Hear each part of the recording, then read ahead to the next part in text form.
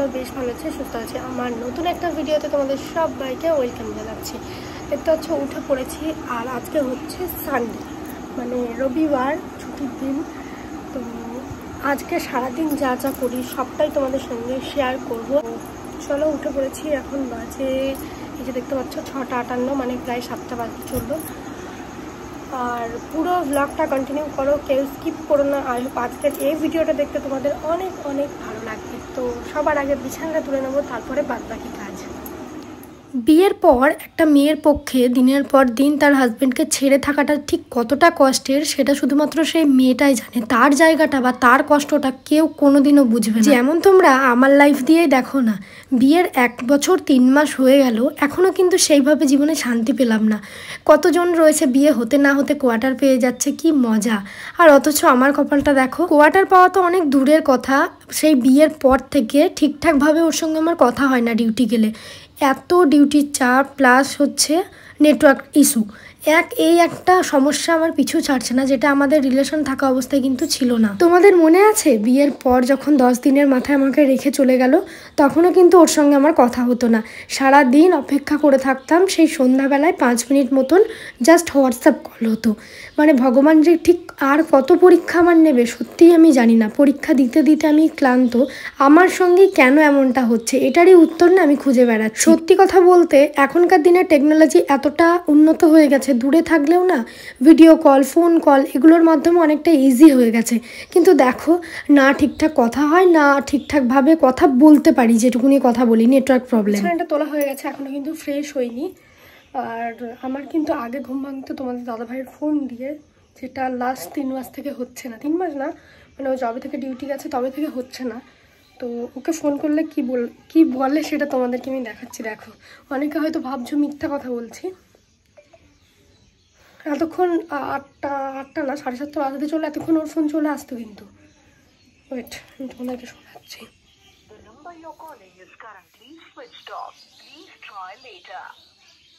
Number से आप संपर्क करना चाहते हैं वो अभी स्विच ऑफ है, कृपया कुछ समय। শুনলে আমি আবার একবার শোনাচ্ছি। The number you're calling is currently switched off. Please try later. जिस नंबर से आप संपर्क करना चाहते हैं वो अभी स्विच ऑफ है, कृपया कुछ समय पश्चात। প্রত্যেকটা সেকেন্ড, প্রত্যেকটা মুহূর্তে এইভাবে টেনশনে আমার দিন কাটছে। মানে ফোন করলে আমার ফোন লাগেই না, ও ফোন করলে হয়তো মাঝে মধ্যে কথা হয়, না ছাড়া না। তো কালকে রাতে একটুখানি কথা হয়েছিল, 10-15 মিনিট মতন। জানি না কখন ফোন করবে, এইভাবেই এখন দিন কাটছে। চলো ফ্রেশ হয়ে নিই। আর ও আমাকে বলেছে যতটা পারবে টেনশন কম করো, আমি ঠিক আছি। তো চলো ফ্রেশ হয়ে নিই। ওর সঙ্গে আমার লাস্ট কথা হয়েছিল কালকে মর্নিংয়ে একটা মেসেজে, তারপর থেকে কিন্তু আর কথা হয়নি। আর আজকে এখনও ফোন করে যাচ্ছি, আর ফোনটা এখনও অফ আসছে। তোমাদেরকে তো দেখালাম।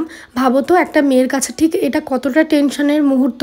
সব সময় টেনশন করি, মানে আমি একটু বেশিই ভাবি। আমি জানি ওর কাজটাই এমন, কিন্তু কি বলতো, এই জিনিসটার সঙ্গে আমি এখনও অভ্যস্ত হতে পারিনি।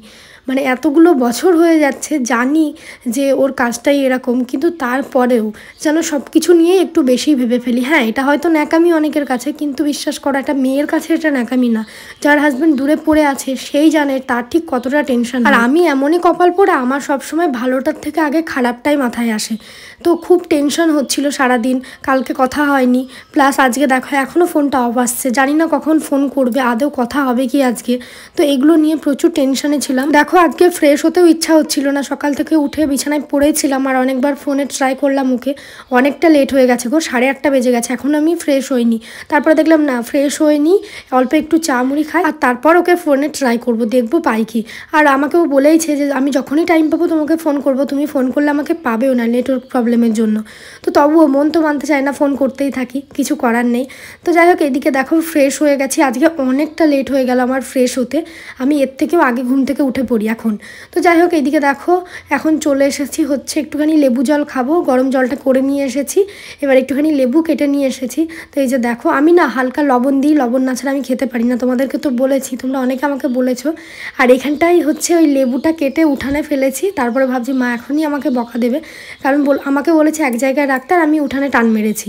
তো এরপরে বকা খাওয়া, আর চামচ খুঁজে পাচ্ছিলাম, তো হাতের কাছে বাটিটাকে পেলাম, তো এটা দিয়ে দুবার ঢেলে নিচ্ছি। এর ফলে কি হবে, লবণটা গলে যাবে আর কি। তো যাই হোক, সকালবেলায় এখন আমি রোজ কিন্তু এটা খাচ্ছি, জানি না কবে আমার বেলি ফ্যাটটা একটু কমবে আর কি। তো চলো ঢকঢক করে খেয়ে নিই। আর খেতে খেতে এখন না আমার অভ্যেস হয়ে গেছে, তবুও খুব তেতো লাগে, মানে অতিরিক্ত। আর আজকে একটু টকটা বেশি হয়ে গেছে, আমি একটুও খেতে পারছি না। এই যে দেখো আমার মুখের রিয়াকশানটা জাস্ট দেখো। তাও আমি কিন্তু টক খাই, তোমরা জানো আমি মিষ্টি দেওয়ার চাটনি খাই না, আমি তেঁতুলের টক খাই, মানে কোনো রকম মিষ্টি ছাড়া। তাও আমার মুখের অবস্থাটা একবার দেখো। তো আর শেষ করতে পারলাম না ওটা, আমি এত টক লাগছে। যাই হোক, কিছুক্ষণ পর চা নিয়ে আসলাম, এই যে দেখতে পাচ্ছ, আর দুটো বিস্কুট। একটুখানি মানে ওই জলটা খাওয়ার পর কিছুক্ষণ রেস্ট করার পরে কিন্তু খাই, কারণ ওই যে টক মুখটা হয়ে যায় না, তারপরে খেতে কিছুই ভালো লাগে না। একটুখানি মুখটা ঠিকঠাক হওয়ার পরে চা বিস্কুটটা খেলাম। আজকে সব কিছু করতে অনেক লেট হয়ে গেল। যাই হোক, তোমাদের দাদাভাইয়ের সঙ্গে কিন্তু এখনও কথা হয়নি, কথা হলে অবশ্যই তোমাদেরকে কিন্তু আমি ব্লগের শেষে জানিয়ে দেবো।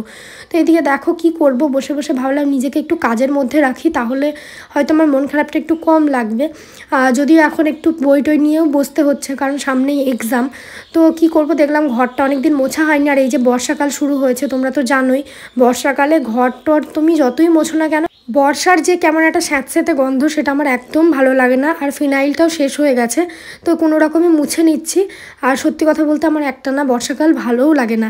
এই বৃষ্টি হচ্ছে, এই রোদ হচ্ছে, কি যে ওয়েদার ভগবানই জানে, আমার একদমই ভালো লাগছে না সত্যি কথা বলতে এই ওয়েদারে। যাই হোক, তো দেখো ঝটপট করে দুটো ঘর মুছে নিলাম, বারান্দাটাও এবার মুছে নিচ্ছি। আর এইভাবে বসে বসে ঘর মোছাটা সত্যি খুবই অসুবিধা হয়। ভাবছি ওই স্টিকগুলো কিনে আনবো, ওতে না অনেকটা সুবিধা হয়। আমি ভাবছি এবার ও বাড়ি গিয়ে ওখানেও কিনে আনবো। আর ওই যে মেঝেতে যে পেপারগুলো পাওয়া যায় না, অনেকটা মেঝের মতন দেখতে, তো যতদিন না হচ্ছে সব কিছু ঠিকঠাক, ততদিন ভাবছি ওই পেপারগুলো পেতে রাখবো, তাহলে মানে পায়ে ধুলোগুলো আর হবে না। আমার ওই বাড়ির কথা কিন্তু বলছি। যাই হোক, এদিকে দেখো তোমাদের সঙ্গে কথা বলতে বলতে কিন্তু আমার ঘর বারান্দা সব কিছু মোছা হয়ে গেছে। চলো, কিছু জামা কাপড় রয়েছে আজকে, সেগুলো ঝটপট করে কেচে নেব।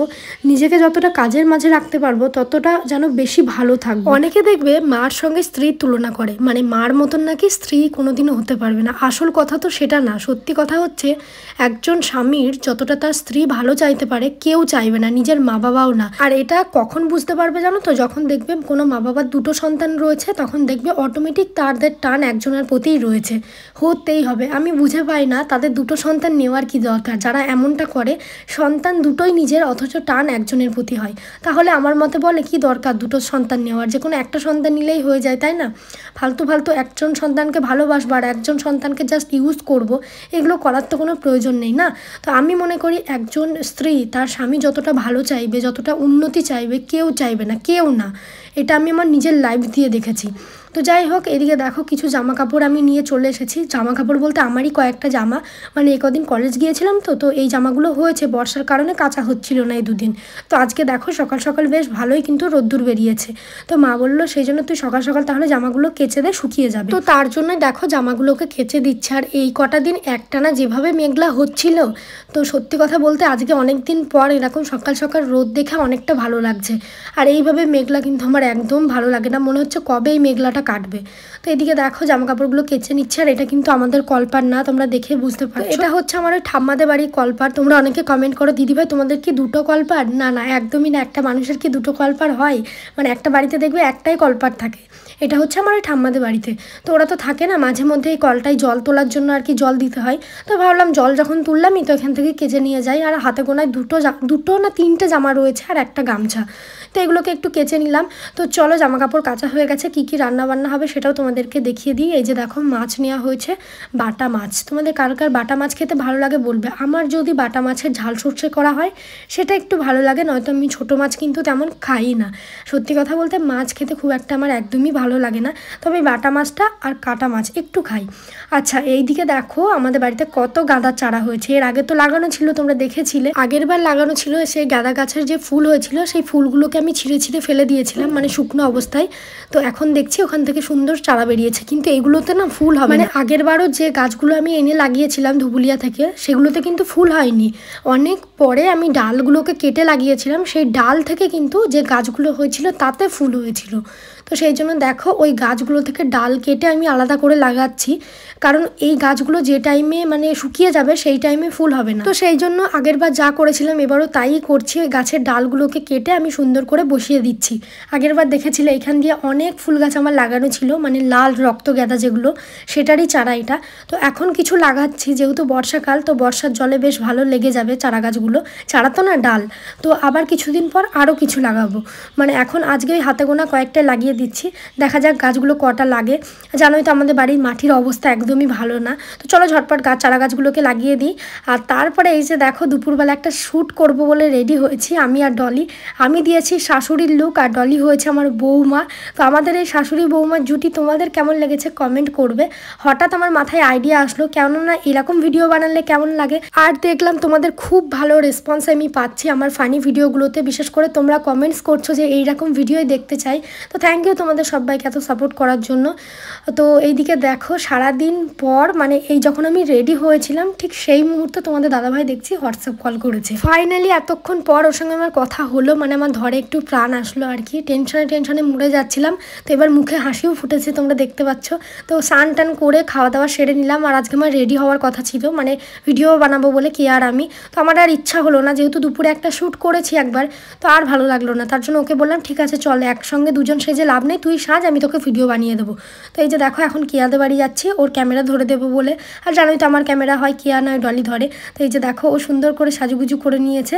তো চলো এবার ওকে কিছু ভিডিও বানিয়ে দিই। আর আমার ক্যামেরাম্যান ও, ওর ক্যামেরাম্যান আমি হই। ওই যে পিছনে দেখো কেমন মেক করেছে, জানি না ওর আদৌ ভিডিও বানানো হবে কি। আর সত্যি কথা বলতে আমার ইচ্ছা হচ্ছিল না, দেখলাম অনেকটা বেলা হয়ে গেছে, এখন যদি আমি সাজতে বসতাম অনেকটা লেট হয়ে যেত, ওই সাজাই হতো, ভিডিও বানানো আর হতো না। যার জন্য আমি আরও সাজিনি, কেয়া সেজেছে। তো ওকে কেমন লাগছে বলবো। ও কিন্তু ইউটিউব ফেসবুক সেইভাবে কিছুই করে না, মাঝে মধ্যে ইনস্টাগ্রামে ভিডিও দেয়, এখন তো আবার সেটাও দেয় না। আজকে হঠাৎ ওর কি মনে হলো সাজার, সেই জন্য সেজেছে। তাই বলছি বেশ সুন্দর লাগছে, এত লুকানোর কিছু দরকার নেই, কারণ ক্যামেরা দেখলে ও মুখ লুকায়, এটা তো তোমরা জানোই। তো তারপরে দেখো শ্যুট করতে করতে ওর অবস্থাটা একবার দেখো, পুরো ভিজে কাক ভেজা হয়ে গেছে। অ্যাকচুয়ালি ও ভিজেই রিলস বানাচ্ছিল বৃষ্টির গানে, যেটা ইনস্টাগ্রামে রয়েছে, তোমরা পেয়ে যাবে, দেখে এসো। চলো আজকের মতন ভিডিওটা এই পর্যন্তই রাখছি, টাটা সবাইকে, দেখা হচ্ছে নেক্সট ভিডিও।